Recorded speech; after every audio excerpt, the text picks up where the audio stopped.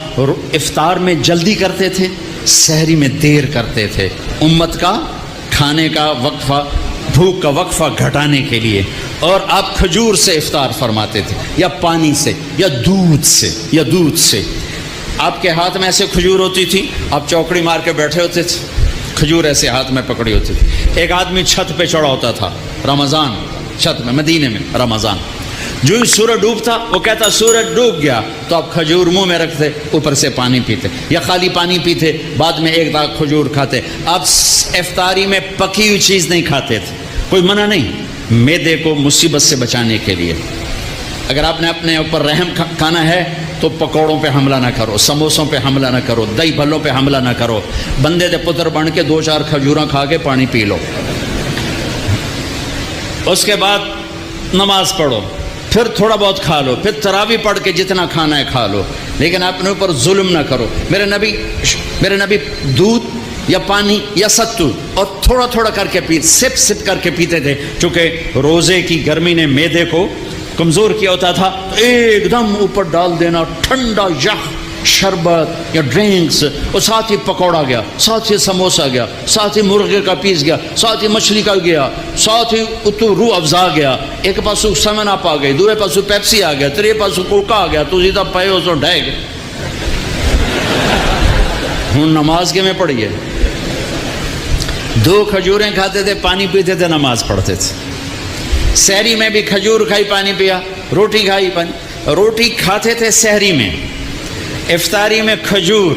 اس کے بعد کچھ کھانا ہوتا، آپ افطاری کی ضیافتوں میں گئے، سعد بن عبادہ کی ضیافت میں روٹی اور زیتون کے ساتھ آپ نے کھانا کھایا. افطاری کرنے کے بعد سعد بن معاذ کی ضیافت میں آپ نے کھانا کھایا. افطاری کرنے کے بعد کیا حکمت ہے؟ ایک تو آپ کو نماز باجماعت مل جائے گی، دوسرا آپ نماز اچھی طرح پڑھ سکو گے، تیسرا تراویح آرام سے پڑھ سکو گے. اگر 5 سیر آپ نے معدے میں ڈالا ہوگا تو آپ نہ تراویح پڑھ سکتے ہو نہ نماز پڑھ سکتے ہو.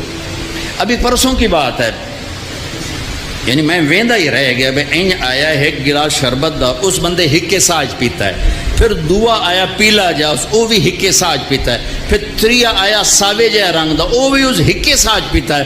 پھر چوتھا آیا چٹے جائے رنگ دا، وہ بھی وہ سارا اندر سٹایا ہے. وہ 6 گلاس ایک ساج لے دے گیا.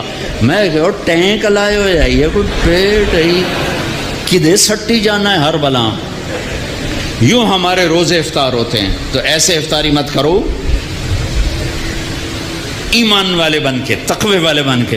تھوڑا سا لو، نماز پڑھو، نشاط سے پڑھو، اوابین پڑھو، پھر تراویح پڑھو، اس کے بعد بے شک کھا لو، پیٹ بھر کے کھا لو. پھر جو اگر کوئی پرہیز نہیں ہے، جو مرضی کھاؤ. اللہ کی حلال کردہ چیزیں پکی کھاؤ، بھنی کھاؤ، فرائی کھاؤ، جو مرضی کھاؤ، لیکن اپنی نماز مغرب عشاء تراویح کو بچانے کے لیے ذرا اس کو ہلکا رکھو، اس کو ہلکا رکھو. اللہ کے نبی کو انتہائی پسند ہے کہ پیٹ باہر نکلا ہوا ہو. ایک موٹے صحابی آ گئے، اپنے یوں پیٹ میں انگلی مار کر کہا اگر یہ چربی جانا ہوتی تو کتنا اچھا تھا تیرے لیے.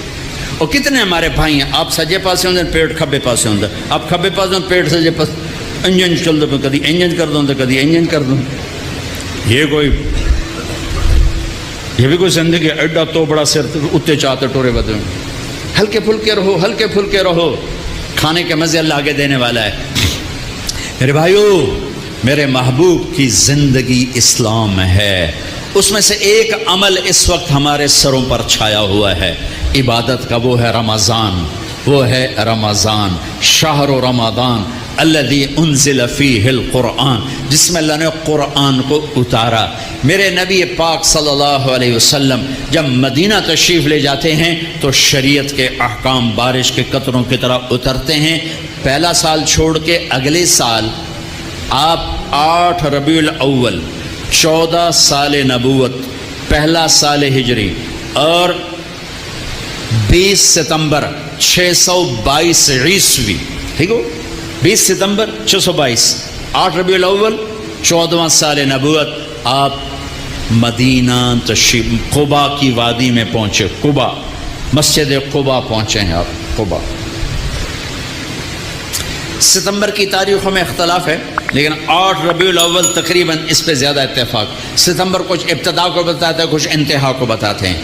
پہلا سال گزر گیا. دوسرا سال شعبان کی 2 تاریخ اور پیر کا دن اور روزے کا فرض ہونا نازل ہوا. یا ایھا آمنوا کتب علیکم الصیام کما کتب علی الذین من قبلکم. میرے نبی نے 9 رمضان پائے، 9 رمضان زندگی میں پائے. میرے نبی نے سارے رمضان گرمی میں دیکھے، سردی میں نہیں. ہمارا روزہ گرمی میں آ چکا ہے تو بہتوں کو شیطان کہے گا پیاس بڑی لگے گی، بھوک بڑی لگے گی، کیویں رکھیں گا، نہیں رکھیا جاوے گا. تو پیچھے چلے جاؤ 1400 سال، میرے نبی کے 9 رمضان. اگر اللہ شفقت کا معاملہ فرماتا، شفقت ہی شفقت ہے، شفقت ہی شفقت. میرے نبی پر اگر دکھ بھی آیا تو میرے رب کی شفقت ہی شفقت ہے. اگر اللہ چاہتا تو اس طرح سیٹ کرتا کہ میرے نبی پر رمضان سارا سردی میں آتا، جنوری سے پہلا رمضان فرض ہوتا، اور 9 رمضان 3 جنوری کے، 3 دسمبر کے، 3 نومبر کے، اور اللہ کے پاس نہیں. میرے نبی کا رمضان غالباً اگست سے شروع ہوتا ہے، اگست سے شروع ہوتا ہے، اور سارے گرمی کے روزے رکھ کر آپ دنیا سے تشریف لے گئے. کیونکہ اس میں بھوک پیاس ہے اور صرف اللہ کے لیے ہے، تو میرے نبی نے کہا روزے کے بدلے میں تمہیں اللہ ملے گا، نماز کے بدلے جنت، حج کے بدلے جنت، زکوٰۃ کے بدلے جنت، ذکر کے بدلے جنت، تہجد کے بدلے جنت، خیرات کے بدلے جنت، اور روزے کے بدلے تمہیں اللہ ملے گا، اللہ ملے گا، اللہ ملے گا. تو اس وقت ایک فرض ہم پر آیا ہوا ہے. دن میں روزہ ہے، اس کا ایک فرض 70 کے برابر ہے، اس کا ایک نفل فرض کے برابر ہے، اور اس میں رات کو تراویح ہے. تراویح کے ہر سجدے پر 1500 نیکی ہے. ہر سجدے پر جنت میں ایک محل ہے جس کے 60,000 سونے چاندی کے دروازے ہیں، اور ہر سجدے پر ایک درخت لگتا ہے جس کے نیچے 100 سال گھوڑا دوڑ سکتا ہے. ٹھیک.